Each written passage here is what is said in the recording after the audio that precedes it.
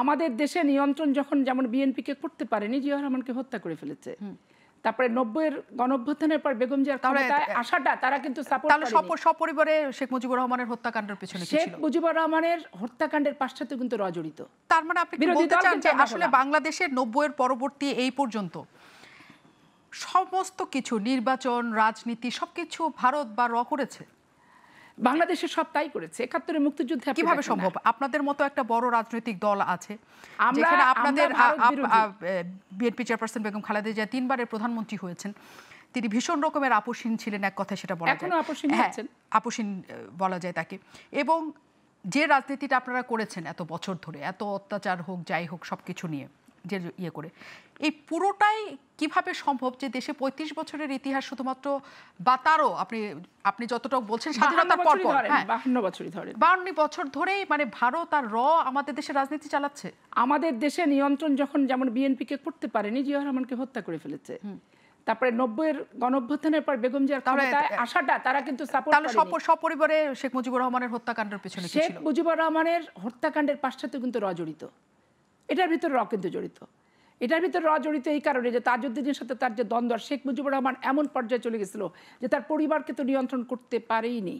রাষ্ট্রীয় এবং সামাজিক যে আইন কানুন, যে অত্যাচার, যে নির্যাতন, যেখানে সেখানে লাশ, যত্রতত্র মানুষের গন্ধ, দুর্ভিক্ষ, দারিদ্র্য, অপহরণ, ধর্ষণ, ব্যাংক ডাকাতি, একটা বুভুক্ষ পরিস্থিতির যে সৃষ্টি হয়েছিল, সেই সৃষ্টি যখন নিয়ন্ত্রণ করতে পারেনি শেখ মুজিব নিজের পরিবারের প্রেমের কারণে, তার পিতৃত্বের সন্তানের প্রতি প্রতিশোধমূলক আচরণ কি শাসন না করার কারণে, এই যে উশৃঙ্খল উদ্ধত জামাল কামাল থেকে শুরু করে নাসির থেকে শুরু করে যেভাবে তাদেরকে করিয়েছিল, নিয়ন্ত্রণ যখন করতে পারেনি। তাতে রয়ের কি অসুবিধা হচ্ছে? রয়ের সুবিধা অসুবিধার ব্যাপার না, কারণ আমার দৃষ্টিতে আমি দেখি যে সবসময় একটা মানুষকে চেষ্টা করে তার পক্ষে পপুলার, আওয়ামী লীগের পক্ষে, মানে ওদের প্রথম চেষ্টাটা হচ্ছে কাকে দিয়ে আমি আমার পারপাস বেশি সার্ভ করাতে পারবো।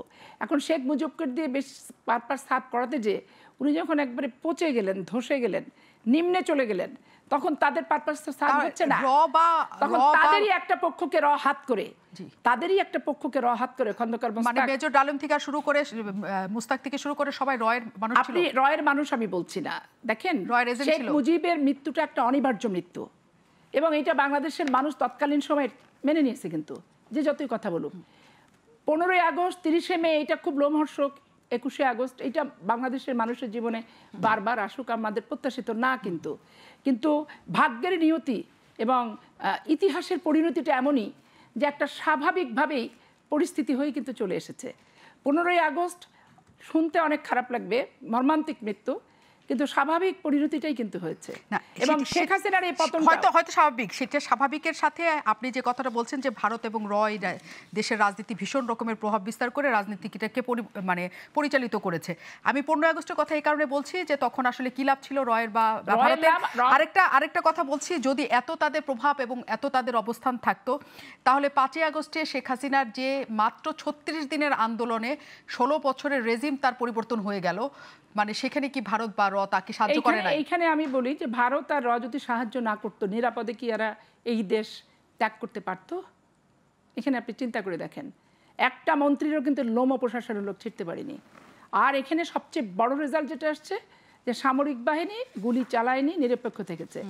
আপনি 8 সালে মইনুদ্দিন ফখরুদ্দিন ওপেন ছিল শেখ হাসিনার প্রতি, তাকে করাইতে পারছে। আপনি 14 সালের নির্বাচনে একইভাবে কিন্তু করছে।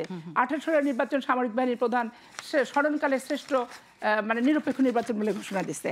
তো এই যে ব্যাপারগুলা, আর এখানে হচ্ছে কি আওয়ামী লীগের ভিতরে দুটো পক্ষ করে রেখেছে, যে যেভাবে আগাতে পেরেছে, যে যেভাবে করে পেরেছে। কিন্তু আপনি যাদের কথা বললেন যে ডালিমরা কি তাহলে রয়ের এজেন্ট? ডালিম, ফারুক রশিদরা রয়ের এজেন্ট না, প্রত্যেকেই মুক্তিযোদ্ধা। এই দেশের মুক্তিযুদ্ধের জন্য তারা অনেক কিছু বাজি নিয়েছে। তাদের এই বাংলাদেশকে নিয়ে এই যে ষড়যন্ত্রটা এবং ভারতের পেটের ভিতরে ঢুকে যাওয়াটা তারা কিন্তু মেনে নিতে পারেনি। আমি এই কারণেই বলেছি, কারণ আপনি বলেছেন যে হত্যাকাণ্ডটা ছিল রয়ের কাজ ছিল, এই কারণেই বলেছি যে যারা দ্বন্দ্ব করেছে তারা তো ছিল না। ওদের যে ইন্টারনাল দ্বন্দ্বটা, খন্দকার মোস্তাক যে পরবর্তী রাষ্ট্র আসলো, এটা তো একবার রয়ের পাতানো খেলা করেই আসছে তারা। আপনি মনে করছেন সেটা কাজ করছে। আবার আসবো আমি আপনার কাছে।